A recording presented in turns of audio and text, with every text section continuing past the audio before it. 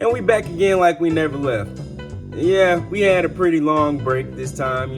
Gave Oda a little bit of time to get his, stuff together, get some more One Piece content out, the greatness. The chapter that he comes back with is just all types of insane, honestly. There is a big twist by the end of this chapter, you know what I'm saying? Let's go ahead and get into it though.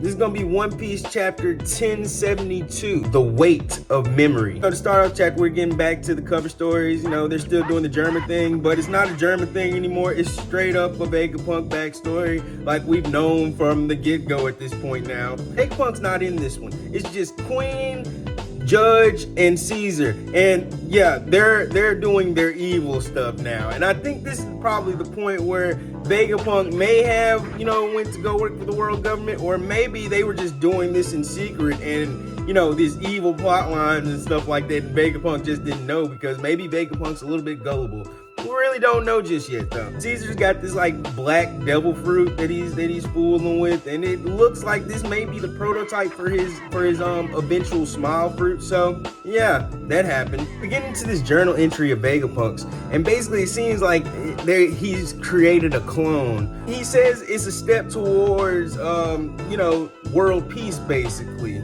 And this is gonna tie into what happens at the end, because we learn that who the clone, I'm not gonna reveal it just yet, but it also kind of seems like he may be talking about Bonney, because if you don't know, Bonnie's still been chasing after Vegapunk for a while. Seems like she's finally caught up to him, and this is where the chapter actually starts off with that journal entry, and then it starts off with Bonney as a child. Basically, she's acting like that she got hurt. Vegapunk falls for this, which leads into the global thing I talked about, and he tries to go help her. Bonney then uses what she calls distorted future and grabs a pipe and starts smacking everything. You know what I'm saying? Distorted future thing, that's kind of wild, because now we're seeing that Bonney can basically just use her powers to do any type of future, bad futures and things like that. It's like a different dimension type thing or different timelines. Her power involves possibility basically. Bonnie's power is low-key just overpowered, and it makes sense because once again, worst generation,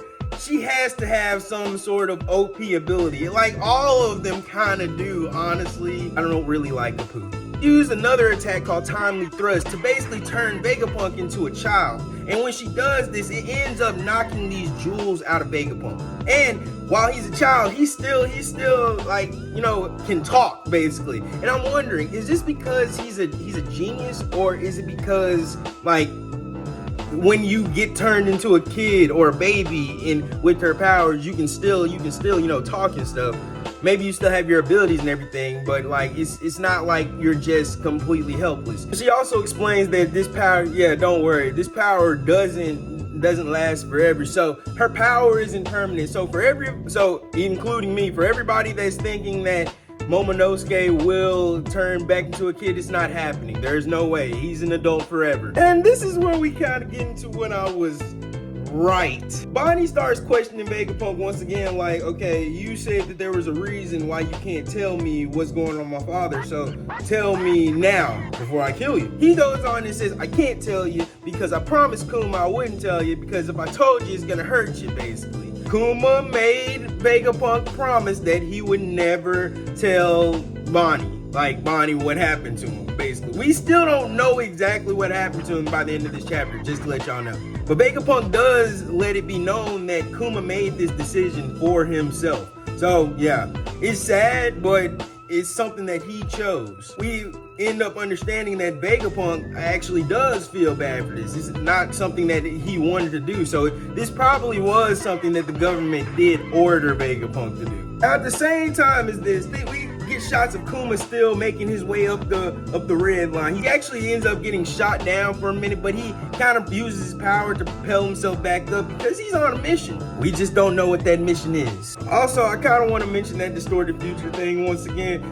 It's a very buffed out version of Bonnie, basically. And I'm guessing that she can create more different futures for herself, basically, turn herself into different forms to use for battle. She ends up noticing a door with a giant paw print on it. And okay, it's obvious where this is going. Vegapunk's kind of like, okay, pay no attention to the giant door with the paw print on it. It has nothing to do with your father. And Bonnie's like, okay, that's obviously a lie. Which got me wondering, why would you make a door with Kuma's paw print on it if you didn't want anybody in there? I mean, don't you have sense enough to just know what door that is anyway? She ends up using this new attack she has called Oil Breakdown, which is actually like similar to Shinobu's power. He can actually age up anything she touches. Bonnie has this power too, to where she can just touch something and age it up. She uses this attack to break down a lock that's around the lever to open the door. Basically,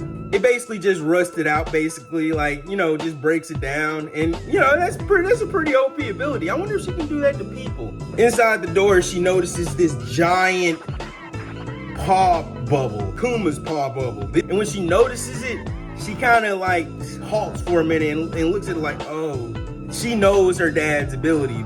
Right when this happens, we get a little bit of a flashback, a Kuma flashback at that. In this flashback, Vegapunk basically starts explaining that there was a scientist in the West Blue that theorized that when a person dies, they lose 21 grams of mass upon dying, basically. And that mass is equated to be a person's soul. He's got Kuma here talking to him about like, okay, like your power can basically turn anything that's intangible and give it a physical form, basically. That's what he does with pain, basically.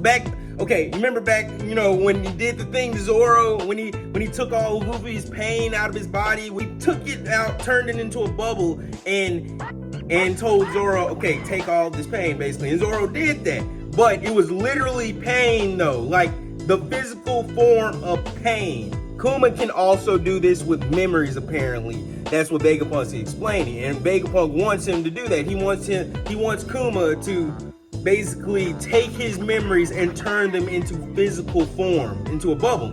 And Kuma's like, nah, I'm not doing that. That seems embarrassing. Vegapunk basically is begging him like, please, I promise, if you do this, I won't tell anybody, no one else will see it, just please do this for me. Now Bonnie's kind of threatening at this point to touch the bubble, but she's not threatening to touch the bubble, she's gonna touch the bubble. But Vegapunk's like, no, don't do that, don't do that. He's trying to tell Bonnie, like, look, it's pain, it's more pain than you can bear. Zoro's probably sneezing somewhere, like, somebody's talking about me. Bonnie basically is like, nah, this isn't pain. I know my dad's ability. This is his memories. She's about to touch the bubble. We don't find out what happens. We cut to the next part of the chapter. The Satellite Vegapunks and the Straw Hats are still talking about the messed up situation that's going on down where Zoro, Brook, and the Sunny are at, basically. You know, they're still going up against Lucci and them. And you know, Zoro's in combat with Kaku right now. But now we got another problem. The Seraphim are on their way. And basically, Shaka explains that the Seraphim basically have this thing where they can think on their own just a little bit. They can go ahead and make decisions on their own based off of how the battle will go. So if they feel like the battle will go more in their way, they'll make their own decision without any orders. So that's a problem, because now it's gonna be the Seraphim, 4 Seraphim, and Lucci, Kaku, and Stussy, versus Zoro and Brook. So Sanji's pretty much like, yeah, that's too bad for Mossy. You know, it kind of feels bad that we got this close to the One Piece and he's gonna die here today. And he's just signing him off. It's cool though. Zoro do the same thing to him. So, but Nami's kind of like, you go down there, and Sanji's like, okay, I'll do anything for you. Frankie heads down there with them too. And also, Edison Vegapunk and Lilith Vegapunk are headed down that way too, to basically give the order for the Seraphim to stop. Because you know the hierarchy of the Seraphim, the Vegapunks have more power than like the government agents. So now we get into what everybody's probably been waiting for: Zoro versus Kaku. So one thing we can confirm here, Kaku has a full awakening, and it is pretty cool, I'm not gonna lie, and also very stupid at the same time. Like, the design is very wacky. It's not like Lucci's, because Lucci's is, Lucci's the cool one. But Kaku is the wacky one. Like, his form is wacky, but we're supposed to take him serious. And he basically has this giant neck, you know what I'm saying? With the black flame ribbons going around him and stuff like that. So we can confirm this now, finally. Zoan Awakenings all have the same kind of look to them. They got the black ribbons going around and stuff. Kaku goes in to use this new attack. It's basically nose pistol, but it's not. It's called nose gun Giraffe Man Gyro. And I kind of feel like that's kind of a reference to Mount Kilimanjaro, in Africa, which is, giraffes are from Africa. So yeah, maybe I'm reaching a little bit, but the names kind of sound familiar. Giraffe Man Gyro, Kilimanjaro, it's basically an attack where Kaku's kind of zigzagging it, like he's spiraling his neck around and using his nose to give the punch, basically. Zoro's had enough of this kind of stuff though, because he says, I'm done with all these zigzagging, spiraling, whatever attacks, all these wacky attacks, these wacky forms and stuff. I dealt with that back in Wano. I'm not dealing with it here. So Zoro just ends the fight like immediately. He smacks Kaku down into the ground with 2 swords, and that's it. Honestly, but honestly, I expected a little bit more. Like, dang, Kaku, you didn't amount to nothing. Right when this happens, Lucci's like, okay, before Vegapunk gets here and screws all of this up, Seraphim, go ahead and attack the lab stratum. So yeah, we don't have to deal with this mess no more. And they do. They attack. They successfully start destroying the lab, but there's a little bit of a problem for them now too. You see, right when Kaku gets on his high horse or giraffe. Oh, brother, this guy stinks! Stussy appears. Well, she doesn't just appear. She bites Kaku. She bites him on his neck, and he passes out at that. Lucci and his pigeon friend Hatori basically give the same response to this. They're like, oh, wait, what just happened? And he's asking Stussy, like, what you got going on? Stussy starts licking the blood off of her lips, basically. And I automatically knew what was going on right there. Well, kinda, because it still gets weird, trust me. She's got black wings, for one. She just bit somebody and put them to sleep. She's a vampire, people. Stussy's a vampire. She just responds like, oh, who, me? Oh, I'm just putting them to sleep. Would you mind just going to sleep with them, Lucci? Okay. So then we get the reveal. Clone of Miss Buckingham, Stussy of the Rocks Pirates. Of the Rocks Pirates! Oh my god. Hold on, it's not done yet. Mad's first successful clone, Unit 1, Stussy. End of chapter. Okay, we got a few things to talk about here. Clones exist in One Piece. We've knew that for a minute now. But clones to the degree of what's going on here now, we gotta start looking at a few different things. Because one, Stussy's a clone of Miss Buckingham. We actually know who that is already. It's obvious too. Miss Bakken. And it's crazy that I was just talking about her in my last, kind of about her in my last chapter. In my last chapter review. I was talking about her son, Weevil. But I didn't see this coming at all. We've seen technically possibly a younger version of her, because right now she's old as hell. The old lady back in Wano, the witch lady, that was like the auntie or something like that of Orochi. She had the clone fruit, turned into Shiki, and we know that Shiki was a rocks pirate. But we seen her clone herself into a version of this young woman with blonde hair. Now, if y'all know One Piece, you know that when people get to a certain age, they start aging up drastically, basically. So, Miss Buckingham probably has reached that age now. Like, Big Mom is an example of this too, because we've seen her in a hotter form than what she is now. Why did Vegapunk clone her? And is this the person that he's talking about in his journal in the beginning of the chapter? I'm confused on that because there's something weird about it. They say that that was the first successful clone, yes.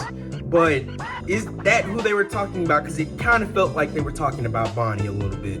Now, people have been wondering whether or not Bonney is the actual child of Kuma.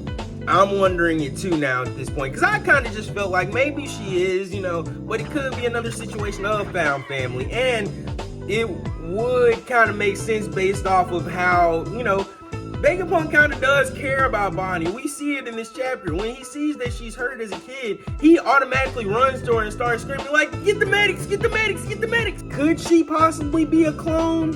And who would she be a clone of, honestly? Oh yeah, another fun fact about this chapter.